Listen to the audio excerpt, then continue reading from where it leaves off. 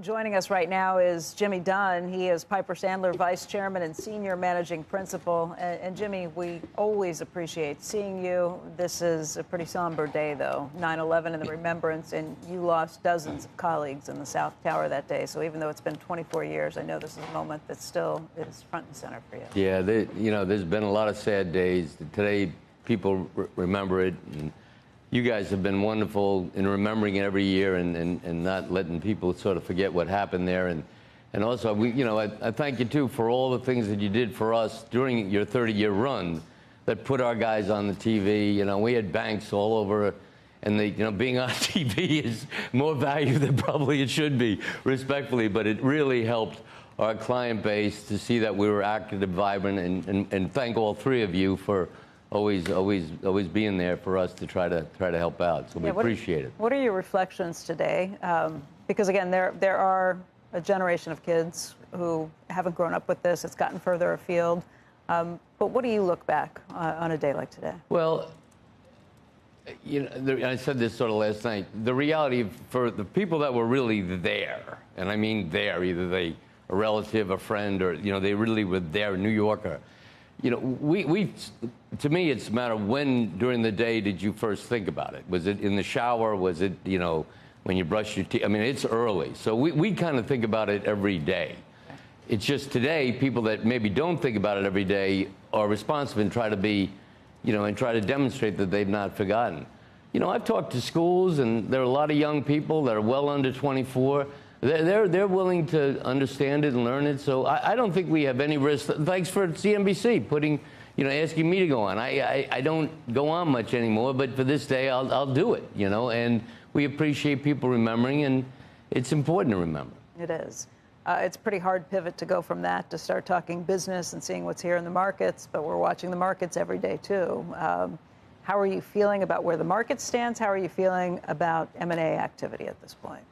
Well, M&A activity for financials, let's pick that first, although a lot of stuff I'm doing is not in financials now. But in financials, there has absolutely been no conversation literally for 5 years. And that's a combination of things. Regulatory haze, just an attitude there that if they're going to block whatever you do. You could try to do a handbag deal, and they're going to find out reasons why you can't do it.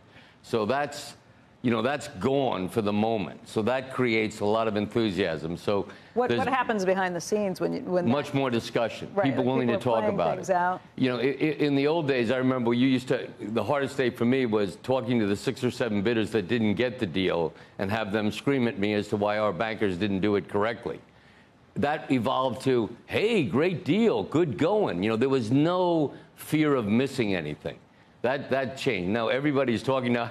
We've done 20, the firm did 20 deals well without me, but in about 15 billion in size. So, there's a lot of activity. It's up substantially, probably 30-40% since where it was, and there'll be more because all of the reasons for deals are still intact. Margin compression. Credit is very, very good. I mean, an age of CEO. I mean, you have 5 years now where nothing happened. They're 5 years older. And I think the other thing, too, is that technology now, AI, where that's going, if you're not really feeling that you're on the cutting edge of that, you're going to get left behind. So I think if you don't have the capital and the experience to have spent all of that money upgrading and getting things ready to go, you're not only competing against the big guys who are doing that, but you're also competing against fintech. Yeah, trade your stock into someone that has had that. So I always said that stock deals are not getting paid a premium. It's buying the other company at a discount. Right. So find the company that you really, really like, extract as much of a discount as you can through the exchange ratio, and get into a stock that has that. And you'll see people do that. Let's talk about stuff you are focused on right now.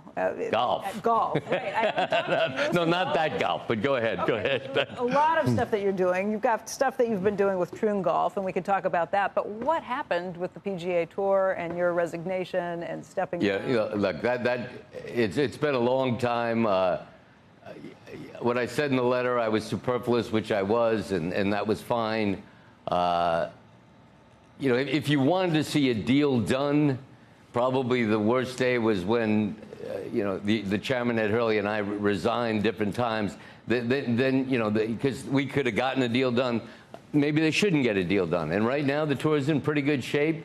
They seem to be doing what they want to do. So, I mean, I think it's just going to go on like this for a while. And I think at this point, it probably should. I think if there was time to get a deal done, it should have been before the British Open in '23, which is what we set out to do.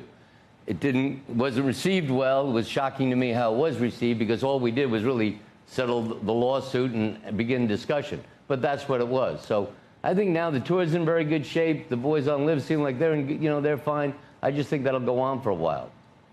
For a while until what? What changes? I don't think that. I don't know. You know, I don't know. As I said when I did resign and got a lot of criticism, that there didn't seem to be any progress made at that point in time, and that got everybody very upset. Well, you know, that was a year and a half ago. I don't see any progress, but maybe there shouldn't be at this time. Maybe it should just. We'll see how it all works out. What are you doing with Troon Golf?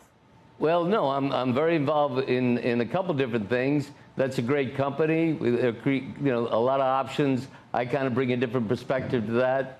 You know, I'm on the AIG board. That's been. I've learned a lot from that. The CEO is so good there. He doesn't. You know, I'm more of one that's a problem guy. So I'm somewhat useless for the moment, because they've got everything running. You know, I'm on the Chime board, which has been very exciting. They went public. That was great. And Notre Dame board, which has always got something. Go Irish. I know you're all for that, Beck. And, you know, I'm gonna have breakfast tomorrow with Pete Bavacqua. So, you know, I got plenty to do. I'm doing fine.